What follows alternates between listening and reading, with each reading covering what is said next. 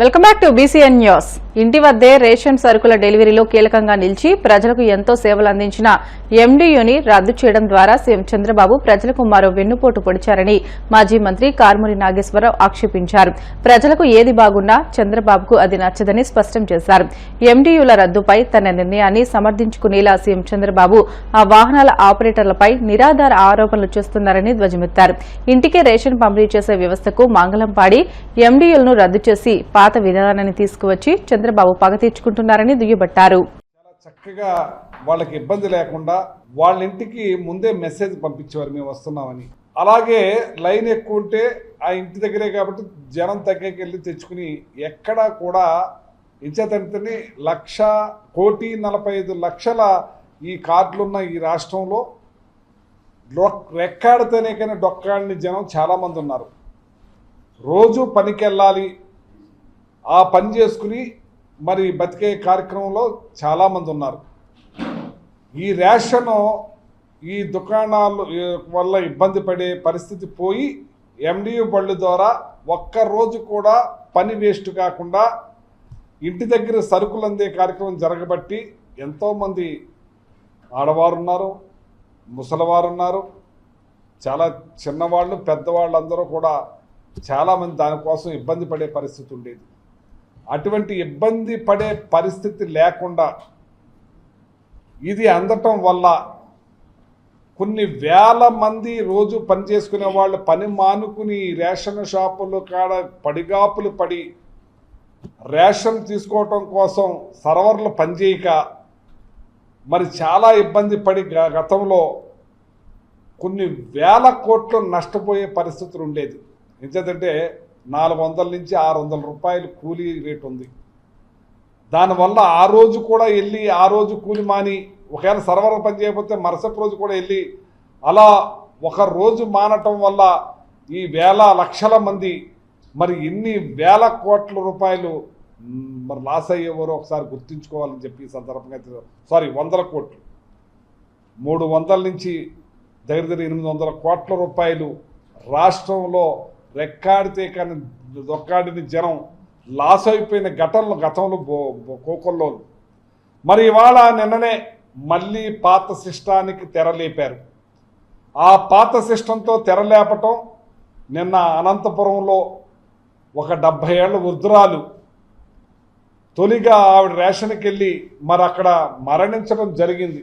70 ఏళ్ల వృద్ధురాలు ఇలాగా రేషన్ నిన్న వైజాగ్లో 4వ పట్టణ పోలీస్ స్టేషన్లో ప్రజలే పట్టుకుని వాళ్ళని ఏదైతే రేషన్ షాప్ ద్వారా తరలిపోతున్నాయో రైస్ని మరి పోలీస్ స్టేషన్లో పెట్టి కేసు పెట్టించడం జరిగింది.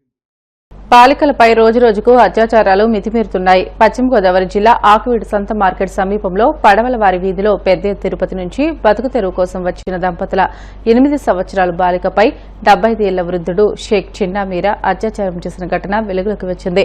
నిన్న ఉదయం 12 గంటల సమయంలో బాలిక ఆడుకుంటున్న సమయంలో వృద్ధుడు మీరా బాలికను తన ఇంటిలోకి తీసుకుని వెళ్లి అత్యాచారం చేశాడు. ఈ విషయం బాలిక తల్లిదండ్రులు చెబితే చంపేస్తానని బెదిరించాడు.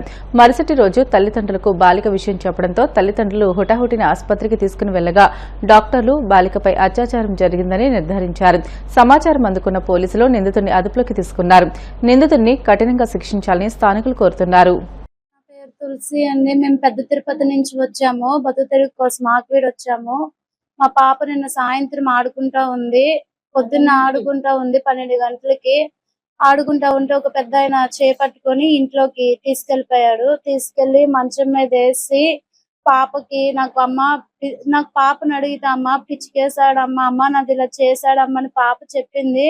సరే ఏమైందని నేను చూస్తే మొత్తం ఓపెన్ అయిపోయి ఉంది. డాక్టర్ దగ్గరికి వెంటనే తీసుకుని వెళ్ళాం. డాక్టర్ గారు వచ్చి ఎవరో ఏదో చేశారమ్మా పాపని, మీరు అర్జెంట్ గా కేసు పెట్టండి అని చెప్పారు.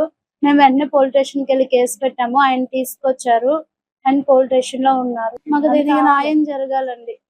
ఆయన ఏదో ఒకటి చెయ్యాలా. నా బిడ్డ ఎంత బాధ అనిపించిందో ఆయన దానికి డబ్బులు అనుభవించాలి, తీసేయాలా అంతే. నాకు న్యాయం ఏం అవసరం. నా బిడ్డకి ఆ చేతులతో ఎంత హింసించాడో ఆ చేతులు 2 నరికేయండి, నాకు ఇంకేం వద్దు. ఆ చేతులతో దానికి హింసించేశాడు. అమ్మా నొప్పి నొప్పి నొప్పి అని రాత్రి అంతా ఏడుస్తానే ఉంది. ఆ 2 చేతులు నరికేమని, నాకు ఇంకేం వద్దు. నా బిడ్డలాగా ఇంకో బిడ్డకి ఎవరికి జరగకూడదు. అదే నేను కోరుకునేది. మీరా సాయిదు 75 సంవత్సరాలు ఉంటది ఆ పెద్ద ఆయనకి. అలాంటి ఆయనకి ఆ పిల్లని చూస్తే మరి మనవరాల్లో అనిపిస్తాలో, కూతురు అనిపించాలా, పాపని చూస్తే అలా అనిపించింది. లాక్కొని వెళ్ళిపోయి నోరు మూసేసి ఆ పిల్లకి చెప్తే, అమ్మకి మీ నాన్నకి చెప్తే చంపేస్తానని బెదిరించాడంట ఆ పిల్లకి. ఎంత అడిగినా సరే చెప్పల. తర్వాత నైట్ 12 గంటలకు మాకు ఇల్లు చూపించి చెప్పింది. అప్పుడు మేము లాయర్ గారు ఫోన్ చేస్తే ఆయన చెప్పారు మాకు కేసు పెట్టమని. వెళ్ళి పెట్టేసాం. పాపకి 8 సంవత్సరాలు, 1వ తరగతి చదువుతుంది. ఉమాశ్రీ పాప పేరు. 75 సంవత్సరాలు అండి. 8 సంవత్సరాల పాప, 75 సంవత్సరాలు ఆయన ఇలా చేశారు. మాకేమి వద్దు, ఆయన చేతిలో కాళ్ళు ఎదురు తీసాడు. నా కూతురు చాలా అనుభవించింది ఆ బాధ. చేతులతోనే హింసించేశాడు. ఆ చేతులు నరికేయండి, నాకు ఇంకేం వద్దు. అదే మాకు కావాల్సింది. నా పేరు కనకలక్ష్మి అండి. ఆ పసిపాపని 8 నెలల పిల్లని ఇలా చేసిన అంతకుణ్ణి, 8 సంవత్సరాల పిల్ల అంతకుణ్ణి కృష్ణాలు వేసి మా ఎదురుగా తగలేసాడు. మేమంతా మాకు న్యాయం చెయ్యాలి. ఆయన మాత్రం బతకనకూడదు. ఎట్టి పరిస్థితుల్లో మేము వదలమండి. మీరు చేయలేని పని మేము చేస్తామండి. ఆడు ఇంతమంది ఇల్లులు ఉన్నాయి, ఆ ఇల్లు ఎంత చూపించిందండి? ఆడు చెయ్యపోతే చూపించదు కదా, ఇంకొక ఇల్లు చూపించదు. ఆ పిల్ల నోరు లేని పిల్లని అలా చేసాడంటే ఆడు మేము అంతవరకు వదలమండి. మీ పోలీసులైనా లాయర్లైనా ఆడిని మాత్రం మమ్మల్ని శవం తీసుకెళ్ళాలి. ఆడి శవం మేము చూడాలి. మా పిల్లకి అన్యాయం చేశాడు, న్యాయం చేయండి మీరు అందరూ కూడా. ఆడిని ఏం చెయ్యాలి ఆడు చెయ్యాలి. మేము వదలం. పడవలవరి ఇది రామారా బొమ్మ సంతమారకట్టు ఆ ఇదో చేసాడు. పెద్ద నుంచి వచ్చారండి వాళ్ళు పనికని. ఒక పేద వంటలు వాళ్ళు బతుకులు అలా ఉన్నాయండి. వాళ్ళని అలా చేశాడు. ఆ పిల్ల పరిస్థితి ఏంటండి ఇప్పుడు? సా బతుకుల్లో ఉంది ఆ పిల్లని. మీరు ఏం చేస్తారో ఆయన మాత్రం శవం చూపించాలి. మాకు అని చంపేవాళ్ళు మా ఎదురుగా. మేము ఊరుకోం. ఏం చేస్తారు మీరు? ఇలాకర్లు చేస్తారో, న్యాయం పోలీసులు చేస్తారో, లాయర్లు చేస్తారో, ఆయన మాకు చంపేవాళ్ళు. మాకు కావాల్సింది అది. పాత కేసులు కూడా ఆడ మీద ఉన్నాయండి. చాలా మంది ఆడపిల్లలను కూడా పాడు చేశాడు.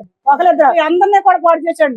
ఇది ఎంతవరకు న్యాయం అండి? అది అసలు 8 సంవత్సరాల పిల్లలు అలా చేశాడంటే ఎంతవరకు న్యాయం? ఆడి చేతిలో అమ్మ బాబు దండం పెట్టిందంటండి. తాతయ్య అనేది నన్ను ఏం చేయకు అయినా సరే నోరు నొక్కి చేశాడంటండి. నిన్న 12 నిన్న 12 బెదిరించాడంట.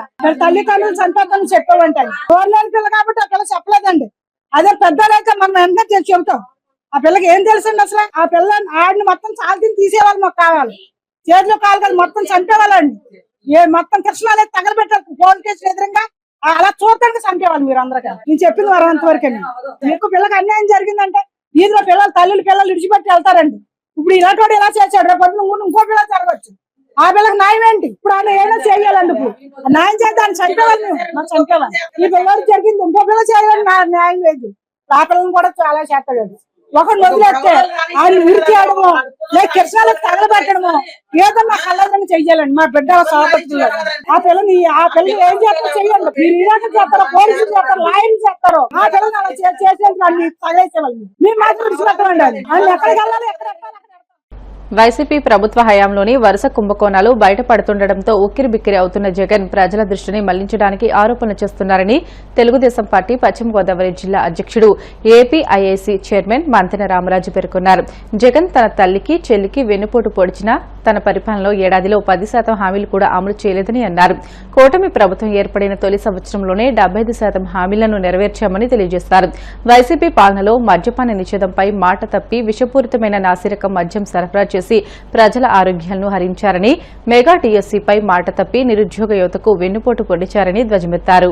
గత ప్రభుత్వంలో చేసినటువంటి అరాచకాలను గాని, వారి మీద వచ్చేటువంటి అభియోగాలని దారి మళ్లించడం కోసం 1 సంవత్సరం పాటు కాలంలోని తెలుగుదేశం పార్టీ చేసేటువంటి అభివృద్ధుల్ని ప్రజలకు కనపడకూడదని చెప్పి వాళ్ళు వెన్నుపోటు దినంగా 4వ తేదీన చేయడం జరుగుతుంది. చేస్తున్నామని చెప్పి వారు చెప్తా ఉన్నారు. పోస్టర్స్ కూడా రిలీజ్ చేశారు. వెన్నుపోటు దినానికి అనే దినం అనే దానికి అర్థం చూడాలంటే ముందరగా రాజారెడ్డి గారి కాడి నుంచి ప్రారంభమైంది. ఇంకా బీసీలకి మైండ్ ఉంటే ఆ బీసీల దగ్గర నుంచి రాజారెడ్డి గారు మైండ్స్ లాక్కోవడం. కానీ వెన్నుపోటు బాబాయిని హత్య చేసినప్పుడు ఆ రోజు వెన్నుపోటు అంటాదాన్ని. అంటే బాబాయి విషయంలోనే కుటుంబీకులతోటి తల్లి గాని, చెల్లి గాని, లేకపోతే కుటుంబ సభ్యులందరూ కూడా వారందరినీ కూడా వెన్నుపోటుగానే చేయడం జరిగింది. ఈరోజు చూస్తున్నాం మనం, భారతదేశ చరిత్రలో ఎక్కడ లేదు. పెన్షన్ స్కీమ్ ఆ రోజు నందమూరి తారక రామారావు గారు 30 రూపాయల ప్రారంభించారు. ఆ 30 రూపాయలని 2000 వరకు తీసుకెళ్లేటప్పటికి 1875 రూపాయలు ఓన్లీ తెలుగుదేశం ప్రభుత్వంలోనే ఇవ్వడం జరిగింది. అదే ఈరోజు 4000 రూపాయలు తీసుకెళ్లారు. 4000లో 2850 రూపాయలు ఓన్లీ తెలుగుదేశం ప్రభుత్వంలోనే పెంచడం జరిగింది. మత్స్యకార భరోసా పెంచడం జరిగింది. అన్నా క్యాంటీన్లు మూసేసినటువంటి అన్నా క్యాంటీన్లు అన్ని కూడా తెరిపించడం జరిగింది. రైతులు ధాన్యాన్ని రైతులు ధాన్యాన్ని బయట ఎక్కడో పెట్టుబడులు తెచ్చుకుని అప్పులు తెచ్చుకుని 6 కాలం పండించిన పంట ధాన్యానికి డబ్బులు ఇవ్వాలంటే 6 నెలలు 3 నెలలు వ్యవధితో ఉండేది. ఈ రోజు వాళ్ళ పొలం దగ్గర నుంచి రైస్ మిల్ దగ్గరికి వెళ్ళి అన్లోడ్ అయ్యే లోపు వాళ్ళకి పేమెంట్ పడతా ఉంది. అంటే క్యాష్ అండ్ క్యారీలో చేయడం జరుగుతూ ఉంది. ఇట్లా ఒకటే కాదు, ఎన్నో విషయాల్లో ఈరోజు తెలుగుదేశం పార్టీ అన్ని రకాల కూడా చేయడం జరుగుతూ ఉంది. ఓ పక్కన మత్స్యకారులే కాదు, ప్రతి ఒక్కరికి కూడా సంబంధించి రోడ్లు మరమ్మతులు కానీ సుమారుగా 20,000 కిలోమీటర్లు గుంతల రోడ్లన్నీ కూడా పోర్చడం జరుగుతూ ఉంది. అదేవిధంగా దీపం పథకం కింద 3 గ్యాస్ బండ్లు కూడా ఇవ్వడం జరుగుతూ ఉంది. అదేవిధంగా రేషన్ షాపుల్లో కూడా వివిధ కార్యాచరణలు మార్చడం జరిగింది. పెన్షన్లో కూడా విధి విధానాలు మార్చడం జరిగింది. ప్రతి ఒక్క విషయంలో ఒక పక్కన అమరావతి కానీ, ఒక పక్క పోలవరం కానీ, ఇండస్ట్రీస్ కానీ, రాయలసీమ అభివృద్ధి కోసం తెలుగుదేశం పార్టీ గవర్నర్ నారా చంద్రబాబు నాయుడు గారు కానీ, లోకేష్ బాబు గారు కానీ, ఎన్డీఏ కూటమిలో పార్టీలన్నీ కూడా కలిసి ఈరోజు చేయడం జరుగుతూ ఉంది. అంతేకాదు ఈరోజు వైజాగ్లో కానీ steel plant, ArcelorMittal steel plant, ఒక స్టీల్ ప్లాంట్ రావాలంటే ఎన్నో ప్రాణత్యాగాలు చేస్తే కానీ వచ్చేది కాదు. ఈరోజు కేవలం లోకేష్ బాబు గారి పట్టుదలతోటి వారికి ఒక భరోసా కల్పించండి. ఆంధ్ర రాష్ట్రం అంటే భయంకరమైనటువంటి వాతావరణం గెలిపోయింది ప్రజెంట్ అంటే ఈ రోజు కాదు, 1 సంవత్సరం క్రితం. కానీ దాని రూపురేఖలు మార్చడానికి 1 సంవత్సరానికి కూడా టైం ఇవ్వరా ప్రభుత్వాన్ని? మార్చుతున్నాం ఆల్రెడీ. మార్చడానికి సంబంధించి వాళ్ళకి సంబంధించిన ఇండస్ట్రీస్ అన్నిటికీ కూడా చక్కగా వాళ్ళకి కావాల్సినటువంటి మౌలిక వసతులు ఇస్తామని చెప్పి హామీ ఇస్తేనే కానీ ఆంధ్ర రాష్ట్రాన్ని నమ్మేటట్టు కనపట్ల.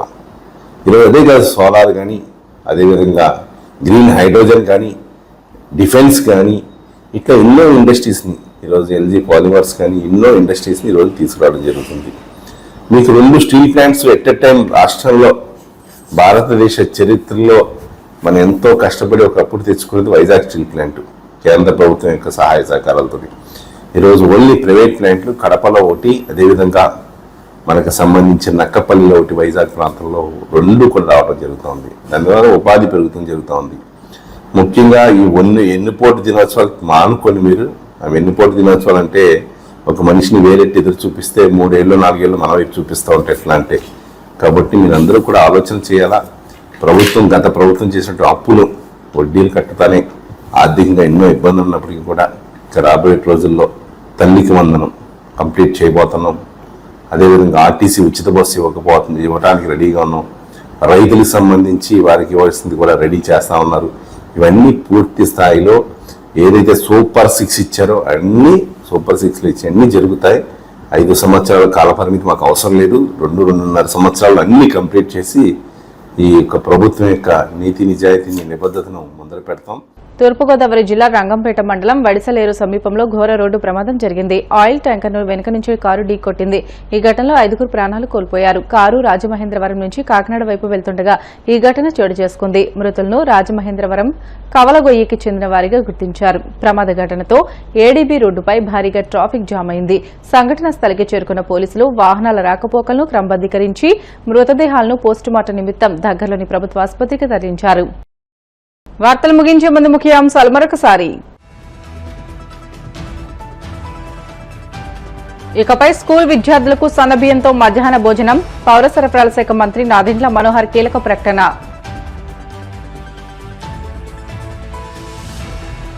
వెన్నుపోటుకు గొడ్డలి వేటుకు పేటెంట్ జగన్మోహన్ రెడ్డి. విమర్శలు గుప్పించిన టీడీపీ పొలిట్ బ్యూరో సభ్యుడు వర్ల రామయ్య.